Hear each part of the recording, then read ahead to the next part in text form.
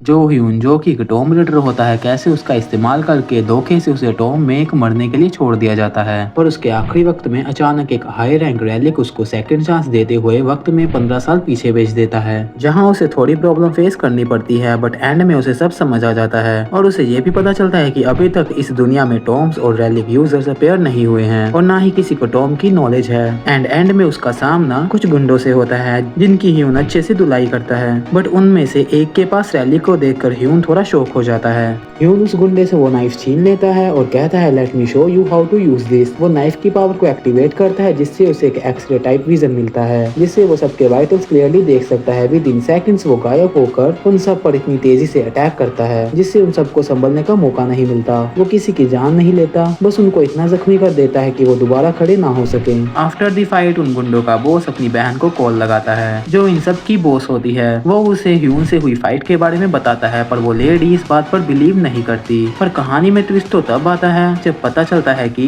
Hyun ने ना सिर्फ उनके बैंक अकाउंट से पैसे लिए बल्कि उनके पास जो कीमती बुद्धा स्टैचू था वो भी ले लिया। ये जानकर उस लेडी को बहुत गुस्सा आता है और वो इन सब को उस स्टैचू को हर हाल में वापस लाने का ऑर्डर देती है। दूसरी तरफ ह्यून उस स्टैचू को देख रहा होता है, तभी ह्यून का सिस्टम उस स्टैचू में एक सस्पिशियस सब्सटेंस डिटेक्ट करता है। ह्यून अपने नाइफ से उस स्टैचू को कट करता है और अंदर से एक लिक्विड बोतल बाहर निकलती है। Cut to the next scene, हम उस गैंग लीडर लेडी को देखते हैं जो फोन पर किसी से बात कर रही है। शॉकिंगली पुलिस उसके बाइक और ड्रग ऑफेंस केस में अरेस्ट कर चुकी है और पुलिस को उनके सीक्रेट वेयर हाउस का भी पता चल जाता है। वो लेडी ऐसे एक्ट करती है जैसे उसे कुछ पता ही ना हो, पर असलियत में ये लोग उन स्टैचूज और आर्ट पीसेस के अंदर ड्रग स्मगल कर रहे थे। एंड गेस व्हाट, ये सारी टिप्स पुलिस को जो ह्यून ने दी थी। उसे फ्यूचर की वजह से उनके सारे पुराने पासवर्ड्स पता थे जो उन्होंने अभी तक बदले नहीं थे। इस तरह उनको बर्बाद करके ह्यून अपनी इंसल्ट का बदला ले लेता है और पुलिस को दी गई टिप के कारण उसे 10 मिलियन जेन का रिवॉर्ड भी मिल जाता है। जो ह्यून सोचता है कि आज वो रेस्ट करेगा और कल से अपनी टॉम हंटिंग शुरू करेगा, इसलिए वो अपने अपार्टमेंट की तरफ जाता है। लेकिन जैसे ही वो अपने अपार्टमेंट के पास पहुंचता है, वहां का नजारा देख वो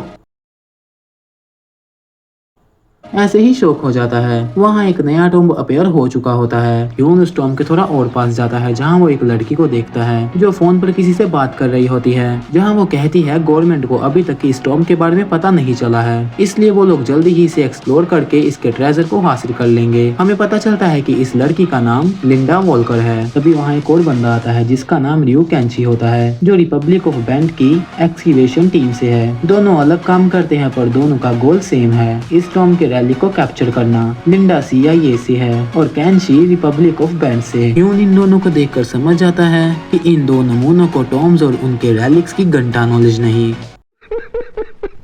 यानी इन्हें अभी तक रैलिक्स को प्रॉपर्ली हैंडल करना नहीं आता। तभी जो ह्यून को टॉम्स के एक एशियंट लैंग्वेज दिखाई देती है। इनमें टॉम्स के ट्रैप्स और एंट्रेंस की सारी डिटेल्स होती हैं। जैसे ही ह्यून उसे पढ़ने लगता है, उसकी स्क्रीन पर सिस्टम मैसेज आता है। उसकी एक नई स्किल अनलॉक हो गई है, एक्सपर्ट क्रिप्टोग्राफर, और उसे एक नई F रैंक स्किल मिलती है जो उसे एशियन लैंग्वेज पढ़ने में मदद करती है। ह्यून नाइफ से एक स्पेसिफिक पॉइंट पर अटैक करता है और टॉम की एंट्रेंस खोल देता है। टॉम का गेट ओपन होने पर वहाँ का एनवायरनमेंट चेंज हो जाता है और लिंडा एंड रियो को समझ आ जाता है कि टॉम का गेट किसी तरह ओपन हो गया है, इसलिए दोनों जल्द ही वहाँ पहुंचकर टॉम के अंदर चले जाते हैं। दूसरी तरफ हम ह्यून को देखते हैं जिसे थोड़ा आगे जाने पर एक लेक मिलती है जिसमें वो अपना नाइफ फेंकता है। तभी पानी के अंदर से एक जाइंट स्नेक निकलता है और वो ह्यून से एक गोल्डन और सिल्वर नाइफ दिखाकर पूछता है कि तुमने इनमें से कौन सा नाइफ पानी में फेंका था। ये बिल्कुल वही वुड कटर और देवता वाली कहानी है जो हम सब ने बचपन में सुनी है।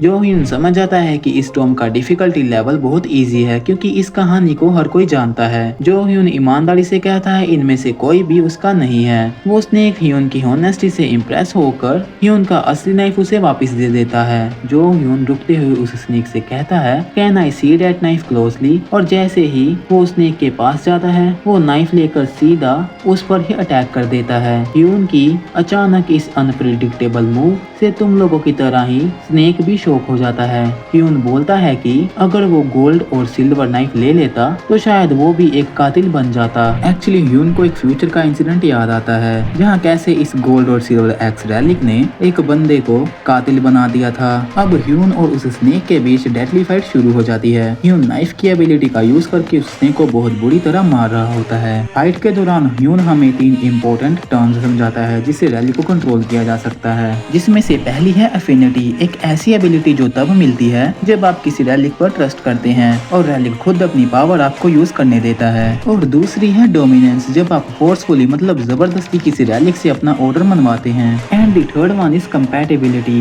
ये एक आइडियल म्यूचुअल अंडरस्टैंडिंग होती है मास्टर और रैली के बीच में। जो ह्यून ठान लेता है कि वो किसी रैली के आगे झुकेगा नहीं, इसलिए वो डोमिनेंस को यूज करता है और उस रैली को डिस्ट्रक्टिव वार्निंग देता है। और एंड में वो मॉन्स्टर हार मानकर एक गोल्डन और सिल्वर एक्स में कन्वर्ट हो जाता है और ह्यून का एक रैलिक बन जाता है। तभी ह्यून का सिस्टम एक्टिव होता है और उसे एक नया टाइटल मिलता है, टॉम्ब एक्सकैवेशन रैंक F, और उसे एक और नया टाइटल मिला है, अब्यूजर ऑफ रैलिक, यानी उसकी डोमिनेंस बढ़ गई है और एफिनिटी माइनस हो गई है क्योंकि वो रैलिक को प्यार से नहीं बल्कि डर और ताकत से कंट्रोल कर रहा है। अगर मैं ह्यून के टर्म्स में रैलिक्स के साथ फाइट की बात करूं तो वो देखकर मुझे कुछ खास मजा नहीं आया। और ह्यून जो कि मेन कैरेक्टर है, पता नहीं क्यों इसके सारे काम विलन वाले हैं। वहीं दूसरी तरफ सोलो लेवलिंग की बात करूं तो उसमें हमारा मेन कैरेक्टर का ऑरा, वाओ नाइस, और जिनू के लुक्स, वाओ नाइस, और डंजन्स में fight scenes. Wow nice, overall solo leveling anime, wow nice. भाई जिनवू का ओरा और सोलो लेवलिंग के एनिमी के बारे में तो सबको पता है। अगर स्पेशली मुझे जिनवू का ओरा एक्सप्लेन करना पड़े तो मैं कुछ इस टाइप से करूँगा।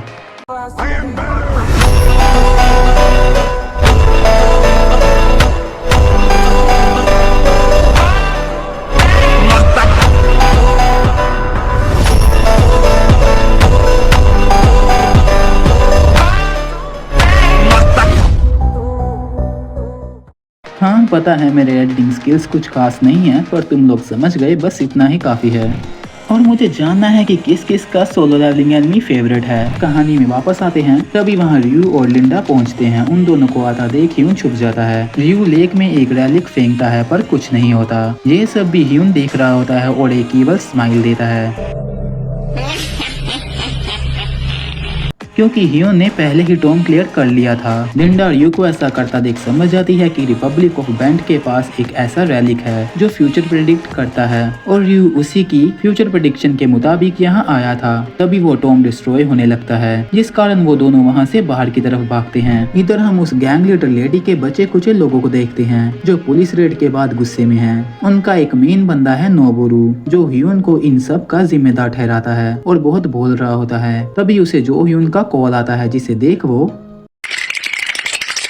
ऐसे ही डर रहा होता है, पर फिर हिम्मत जुटाकर उसका कॉल पिक करता है, जहां ह्यून उसको एक काम देता है। यहाँ से सीन कट होकर दूसरी तरफ शिफ्ट होता है, जहां रियू फोन पर उसका सीनियर एक नई भविष्यवाणी के बारे में बताता है। वो कहता है कि उन्हें हराने वाला और उस टॉम पर पहले पहुंचने वाला एक जापानीज बंदा है। रियू ये सब सुनकर ये क्या हो गया?